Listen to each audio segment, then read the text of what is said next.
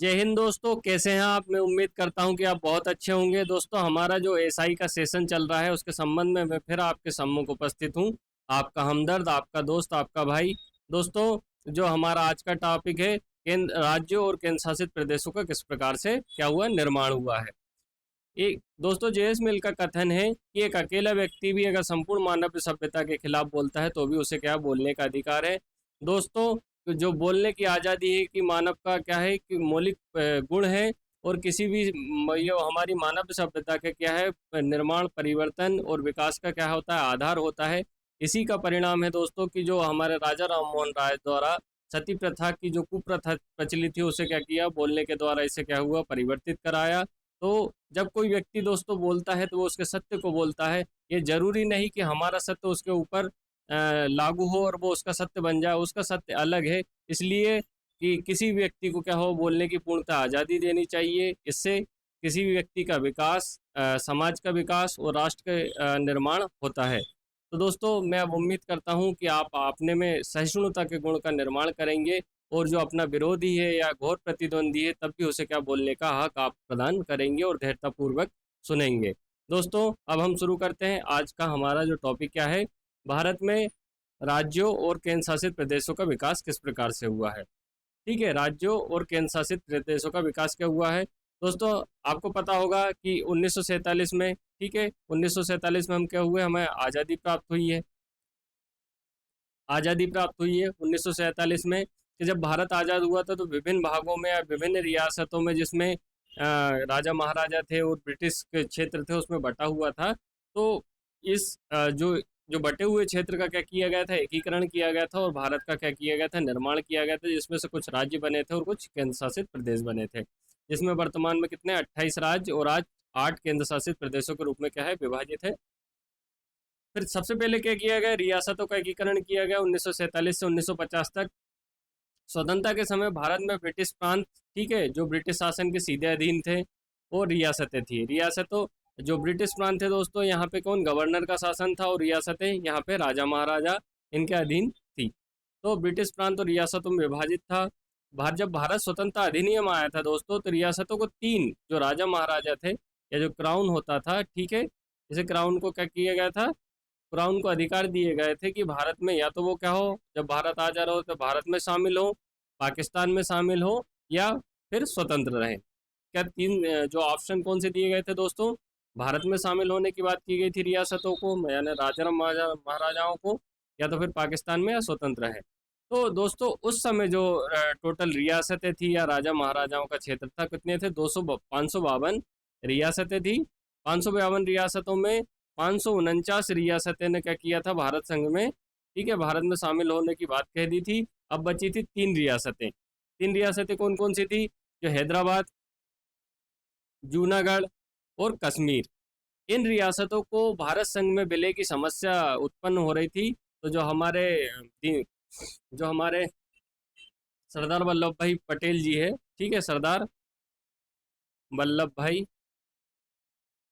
पटेल जी हैं, इन्होंने क्या किया था, ये पूरा जो कार्यभार है अपने ऊपर लिया और इन तीन रियासतों को भारत में विलय की योजना बनाई। तो सबसे पहले क्या हुआ, हैदराबाद को पुलिस कार्यवाही के द्वारा, मतलब जो वहाँ के जो शासक थे, पाकिस्तान में शामिल होने की बात कर रहे थे या स्वतंत्र रहने की बात कर रहे थे, उन्हें क्या किया गया, उनके ऊपर पुलिस कार्यवाही की गई और उसे हैदराबाद रियासत को शामिल किया गया था। दोस्तों, मैं यहाँ बतलाना चाहता हूँ कि हैदराबाद को ऑपरेशन पोलो, ठीक, ऑपरेशन पोलो चलाया गया था, यानी जो पुलिस कार्रवाई की गई थी उसे क्या बोला जाता है, ऑपरेशन पोलो बोला जाता है।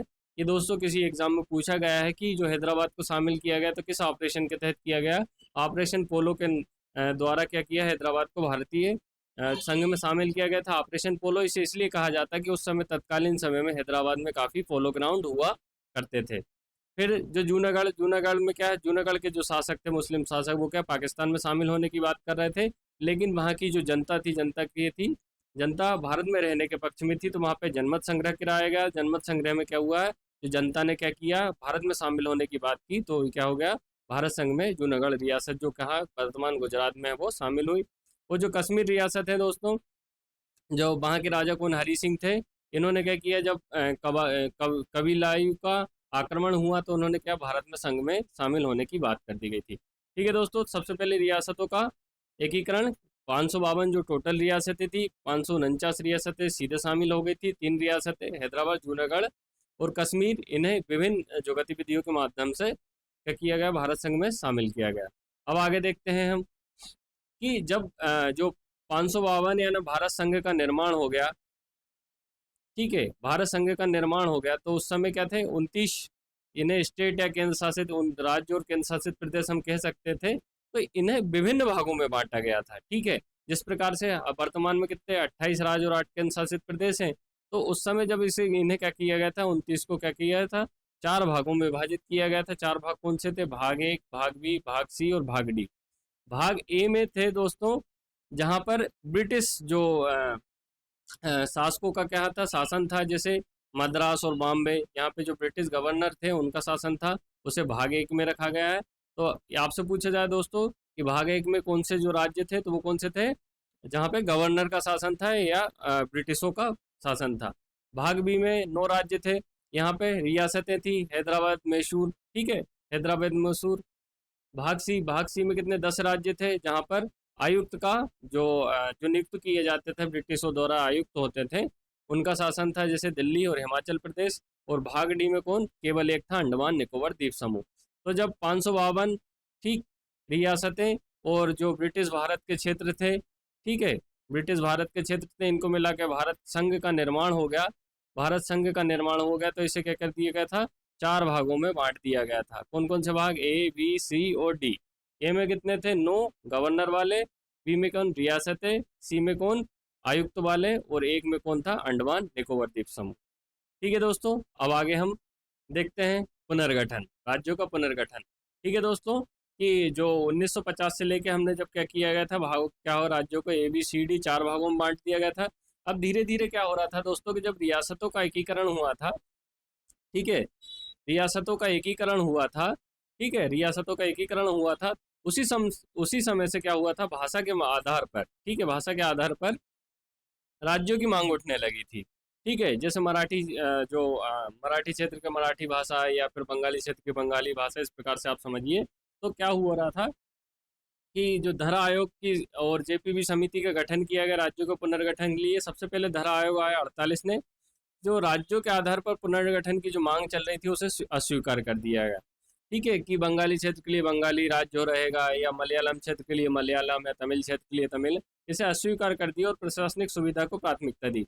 इससे क्या हो रहा था दोस्तों, कि भारत क्या हुआ कि राज्यों का एक संघ है, मतलब भारत जो नाम है या देश का आकार है या जो देश की जो भावना है प्रबल है, अगर हम भाषा के आधार पर अगर गठन कर देंगे तो इससे क्या भाषाई एकता की वृद्धि होगी, ना कि देश की एकता की। ठीक है, भाषा के आधार पर जो एक भाषा बोलने वाले इकट्ठे होंगे तो उनकी भाषाई एकता या अखंडता में वृद्धि होगी, और जो देश की जो एकता है उसमें क्या हो गया, परिवर्तन होगा और वैमनस्य पैदा होगा, क्योंकि मलयालम भाषा वाले तमिल भाषा से वाले से क्या रखेंगे, अपना विवाद रखेंगे या अस्वीकार करेंगे उन्हें। तो क्या हुआ, धरा आयोग आए, ठीक है, 48 में। इन्होंने क्या भाषाई पुनर्गठन मतलब भाषा के आधार पर अस्वीकार कर दिया था, और प्रशासनिक सुविधा के आधार पर कहा था कि हम इसको बना सकते हैं, राज्यों का पुनर्गठन करते थे। फिर इसके बाद फिर विवाद उत्पन्न हुआ, तो जेपीवी समिति, ठीक है, 1949 में क्या किया, गठन किया गया, जिसमें कौन, जवाहरलाल नेहरू थे, सरदार वल्लभ भाई पटेल थे, सीतारामैया जी थे। इन्होंने क्या भाषा के आधार पर निर्माण को नकार दिया था। ठीक है, तो सबसे पहले धरा आयोग ने भाषा के आधार पर नकार दिया, फिर जेपीबी समिति, इसने भी नकार दिया। ठीक है, इन दोनों का जो उद्देश्य था, धरा आयोग और जेपीबी समिति का, इनका जो मूलतः उद्देश्य ये था कि भाषा के आधार पर जो मांग उठी है, राज्यों के निर्माण की, भाषा के आधार पर जो गठन करने की जो मांग उठी है, उसे स्वीकार किया जाना या चाहिए या नहीं चाहिए।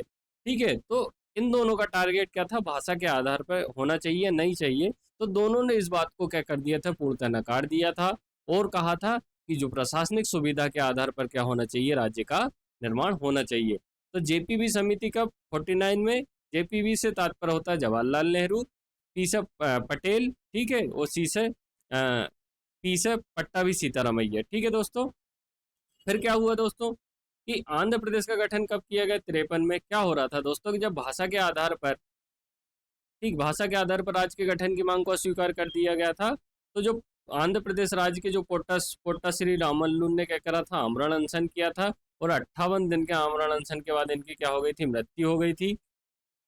ठीक है, 58 दिन के अनशन के बाद इनकी मृत्यु हो गई थी, जिससे मद्रास राज्य, ठीक है, जिससे क्या हुआ, फिर मद्रास राज्य का भाषा के आधार पर गठन होने वाला क्या रहा है, पहला राज्य बना। तो जो पोट्टा श्री रामल्लू ने आंध्र प्रदेश राज्य के या मद्रास राज्य के गठन का कर दिया था, अलग किया था। ठीक है दोस्तों, तो ये जेपीवी समिति मतलब नेहरू, पटेल और सीतारामैया है। आंध्र प्रदेश का गठन 1953 में किया गया। क्या हुआ दोस्तों कि जब जो धरा आयोग और जेपीवी समिति ने भाषा के आधार पर क्या किया, भाषा के आधार पर राज्यों के गठन को अस्वीकार कर दिया, तो वहाँ के जो एक व्यक्ति थे पोट्टा श्री रामल्लू ने क्या किया, आमरण अनशन किया था 58 दिन का। और इसके बाद क्या हुआ था, काफ़ी सारा आंदोलन हुआ इनकी मृत्यु के बाद में, और क्या हुआ, मद्रास राज्य का निर्माण हो गया था। ठीक है, कब बना है आंध्र प्रदेश भाषाई राज्य, पोट्टा श्री रामल्लू के आमरण अनशन के बाद क्या हुआ, इनकी मृत्यु हो गई। और क्या हुआ, फिर मद्रास राज्य से क्या हुआ, आंध्र प्रदेश अलग हो गया था। मद्रास राज्य से आंध्र प्रदेश जो क्या है, भाषा के आधार पर गठित होने वाला क्या बन गया था, पहला राज्य बन गया था। तो दोस्तों, अगर आपसे पूछा जाए कि भाषा के आधार पर गठन होने वाला पहला राज्य कौन सा है, वो कौन सा है, आंध्र प्रदेश राज्य। किससे अलग हुआ है, मद्रास राज्य से अलग हुआ। किसके परिणाम स्वरूप, आंध्र प्रदेश में जो पोट्टा श्री रामल्लू जो वहाँ के व्यक्ति थे या नेता थे, उन्होंने किया, उनकी मृत्यु के बाद क्या हो गया था, आमरण अनशन। फिर क्या हुआ दोस्तों कि जब भाषा के आधार पर आंध्र प्रदेश, ठीक, आंध्र भाषा के नाम पर आंध्र प्रदेश का निर्माण हो गया। ठीक है, तो फिर क्या हुआ कि अन्य राज्यों से भी मांग उठने लगी कि भाषा के आधार पर हमारा भी निर्माण कीजिएगा, क्या हमारे क्षेत्र का भी बंटवारा कीजिएगा। तो इसी बात को जो ध्यान में रखते हुए फजल अली आयोग क्या हुआ, राज्य पुनर्गठन आयोग गठित किया गया। फजल अली आयोग या राज्य पुनर्गठन आयोग कहा जाता है जिसे, इसे क्या कह दिया, गठित किया गया 1953 में, कि भाषा अब किस प्रकार से जो है राज्यों का बंटवारा किए। तो इन्होंने सबसे पहले किया कि किसी भी राज्य का निर्माण केवल भाषा को आधार पर बना के नहीं किया जा सकता, जबकि भाषा, राष्ट्रीय एकता, आर्थिक और प्रशासनिक सुविधा, इन चार तत्व पे बराबर ध्यान देना पड़ेगा, तभी हम किसी राज्य का क्या कर सकते हैं, निर्माण कर सकते हैं। तो जो फजल अली आयोग कब आया दोस्तों, 1953 में। किस लिए आया था, राज्यों के पुनर्गठन के लिए। इसे क्या बोला जाता है, राज्य पुनर्गठन आयोग के नाम से भी जाना जाता है। इनने क्या सिफारिश की थी कि केवल भाषा के आधार पर नहीं होना चाहिए, भाषा के साथ राष्ट्रीय एकता, आर्थिक और प्रशासनिक सुविधा का भी क्या किया जाना चाहिए, ध्यान दिया जाना चाहिए। फिर राज्य पुनर्गठन अधिनियम 56, एबीसीडी विभागों की जो श्रेणियां समाप्त कर दी गई। इससे क्या हुआ था, जो फजल अली आयोग थे, इससे 14 राज्य और 6 केंद्र शासित प्रदेश का बनाया गया। ठीक है, इसमें केरल, आंध्र प्रदेश, मध्य प्रदेश, बॉम्बे, पंजाब आदि का पुनर्गठन हुआ था। दोस्तों, यहाँ जो फजल अली आयोग अध्यक्ष आए, फजल अली आयोग आया था, राज्य पुनर्गठन आयोग। इसमें 2 सदस्य थे, हृदयनाथ कुंजरू,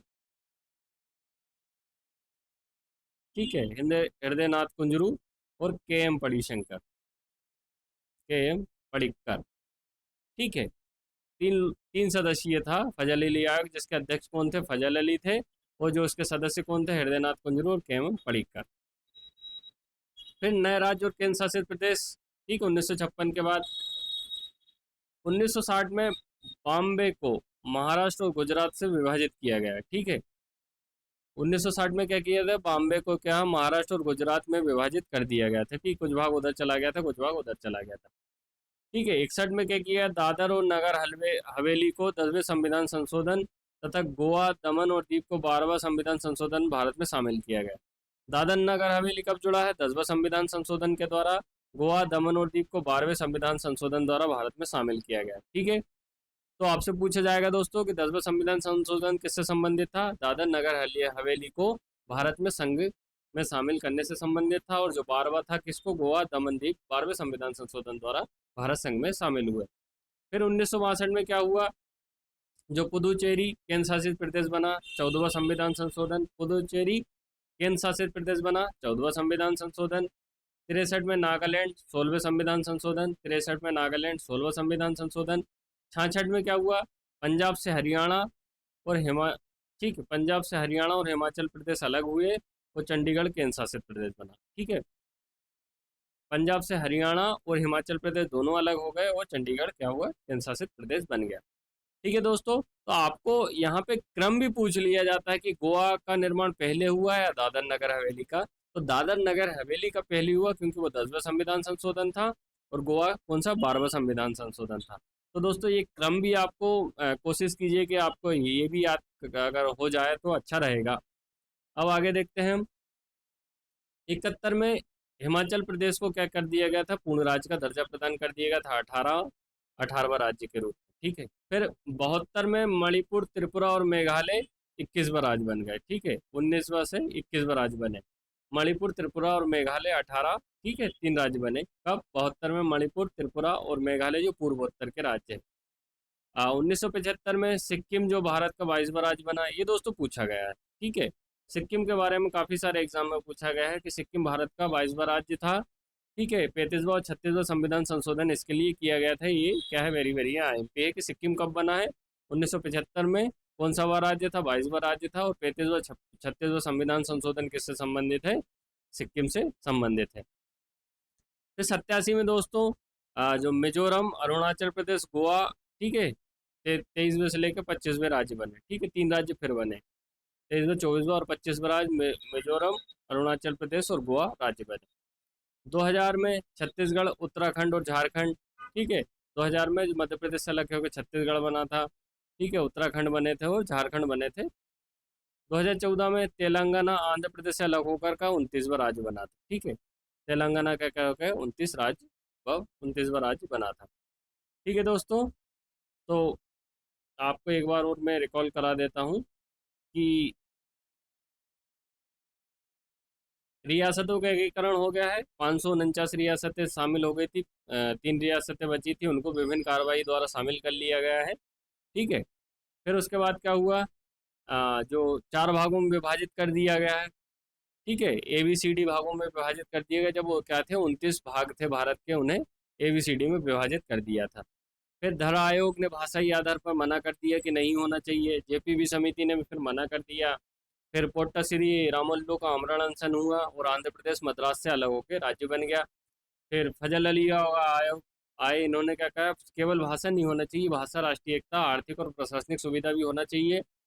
फिर उन्होंने क्या, राज्य पुनर्गठन के आधार पर ABCD को समाप्त कर दिया। 14 राज्य और 6 केंद्र शासित प्रदेश बना दिए गए। और 60 में बॉम्बे और ये राज्य क्या हमारे निर्मित हो गए। और जो नवीनतम राज्य कौन सा है दोस्तों, आंध्र प्रदेश है। ठीक, वो सॉरी तेलंगाना है, आंध्र प्रदेश से अलग होकर बना 29वां राज्य। फिर जम्मू कश्मीर का पुनर्गठन हो गया दोस्तों, कि अनुच्छेद 370 हटा दिया गया। जम्मू कश्मीर की विशेष स्थिति समाप्त कर दी गई। जम्मू कश्मीर और लद्दाख केंद्र शासित प्रदेश। अभी तक क्या था, जो जम्मू कश्मीर था दोस्तों, कितने हो गए थे, क्या था, एक राज्य के रूप में था। ठीक, राज्य के रूप में था, इसलिए क्या थे 29 राज्य, लेकिन वर्तमान में कितने, 28 है। क्योंकि जो जम्मू कश्मीर को अब क्या कर दिया है, केंद्र शासित प्रदेश बना दिया गया। अनुच्छेद 370 हटा दिया कि जम्मू कश्मीर की विशेष स्थिति समाप्त। जम्मू कश्मीर, लद्दाख केंद्र शासित प्रदेश बने। वर्तमान में 28 राज्य और 8 केंद्र शासित प्रदेश हैं। राज्य और केंद्र शासित प्रदेशों का नाम का परिवर्तन, जो 1950 में यूनाइटेड प्रोविंस कहलाता, प्रोविंसेस कहलाता, तो वो कौन सा है दोस्तों, वर्तमान में उत्तर प्रदेश। जो यूनाइटेड प्रोविंसेस था वो क्या कहलाता है, उत्तर प्रदेश कहलाता है। मद्रास 69 में से तमिलनाडु कर दिया गया, मद्रास का नाम तमिलनाडु कर दिया गया है। 73 में मैसूर, मैसूर कर्नाटक, ठीक है, वो 73 में मैसूर कर्नाटक लक्षद्वीप का नामकरण हुआ। 92 में दिल्ली को, 1992 में क्या करें, दिल्ली को राष्ट्रीय राजधानी क्षेत्र ने, ठीक है, दिल्ली कर दिया गया, राष्ट्रीय राजधानी क्षेत्र दिल्ली कर दिया गया।